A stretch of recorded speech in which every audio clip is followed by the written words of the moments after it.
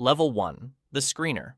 You sit in a shipping container in Nevada, but you're watching a compound in Kandahar. 3 monitors glow in the dark.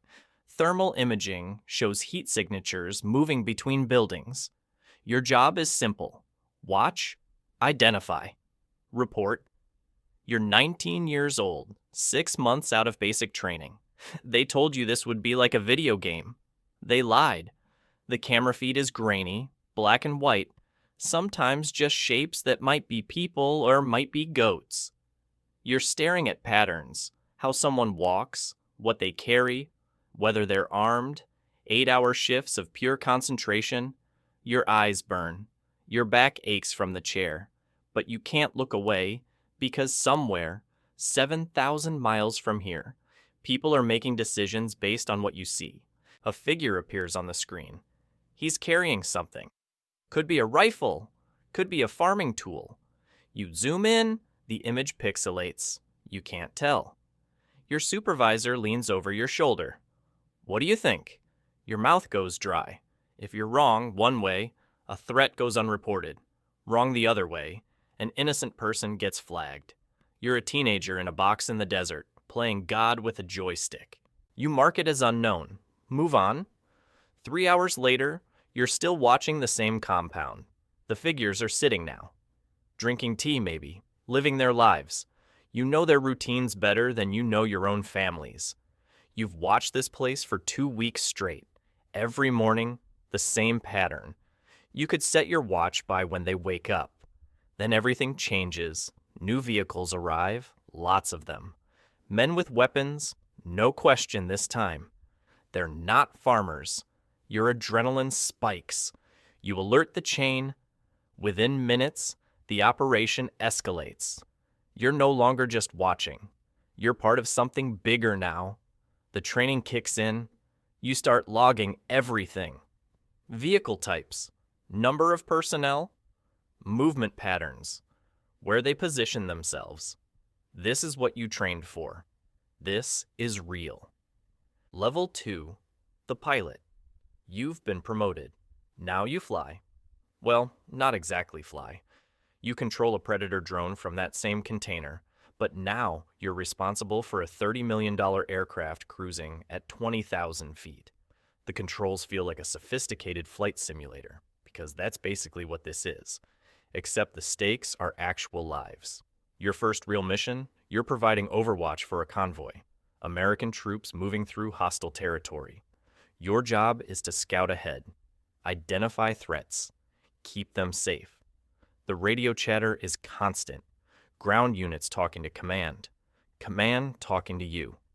Everyone needs information. Where's the road clear? What's around that corner?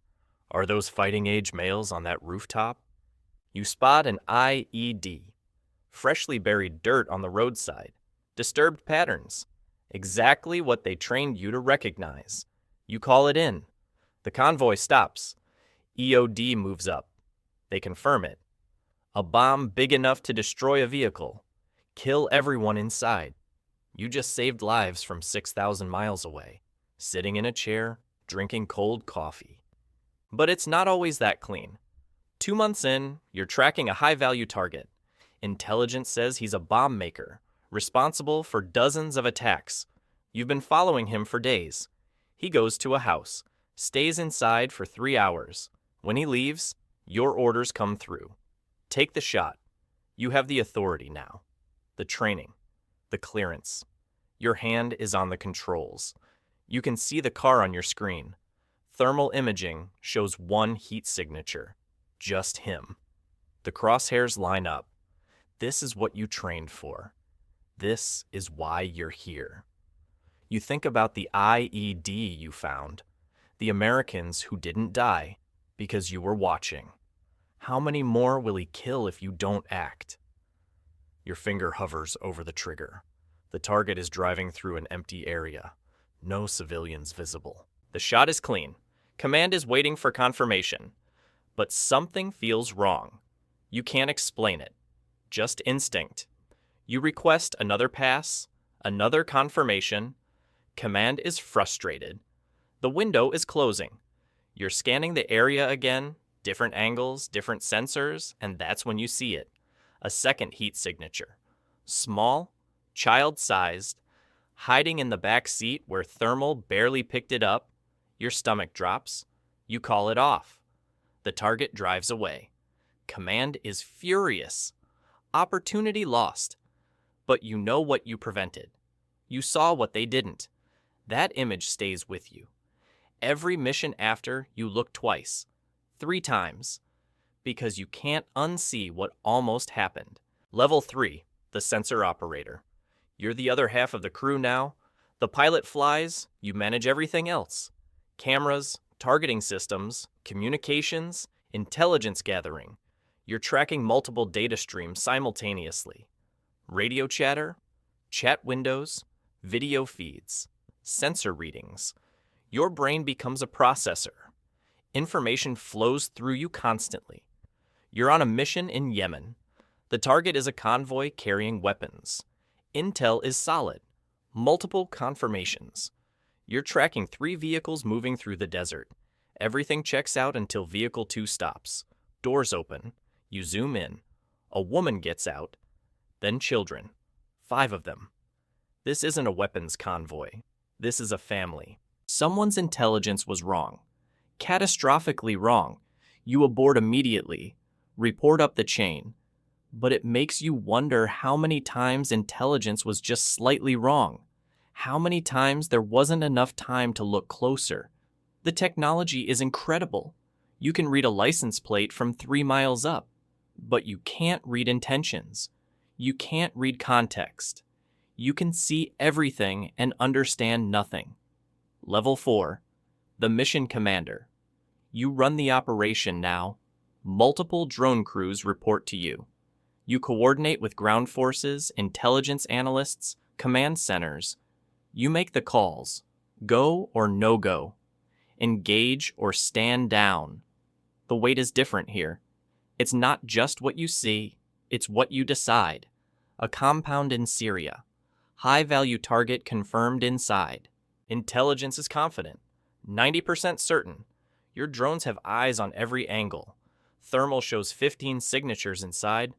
Could be combatants, could be hostages, could be family. Probably all 3. Ground assault isn't an option. Too fortified. Too dangerous. The strike package is ready. 1 missile ends this.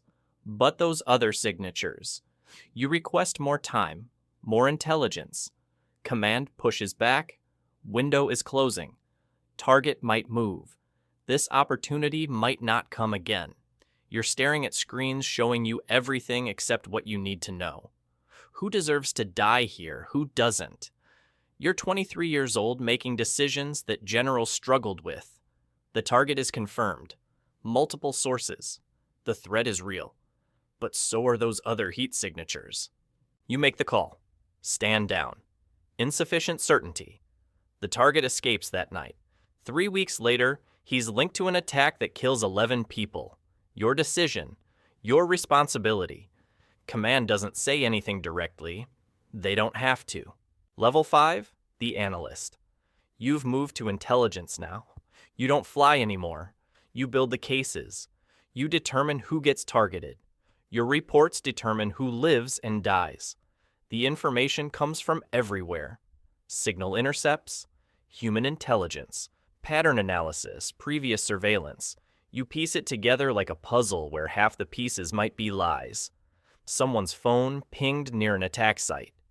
Does that make them guilty? They met with a known operative. Does that make them operational? They purchased fertilizer. Does that make them a bomb maker? Every data point is a thread. You pull them together until a picture forms. Then you write it up. High confidence, medium confidence, low confidence. Those words mean everything. They're the difference between a strike and surveillance, between action and waiting. You know pilots are watching your targets right now, following people based on your analysis.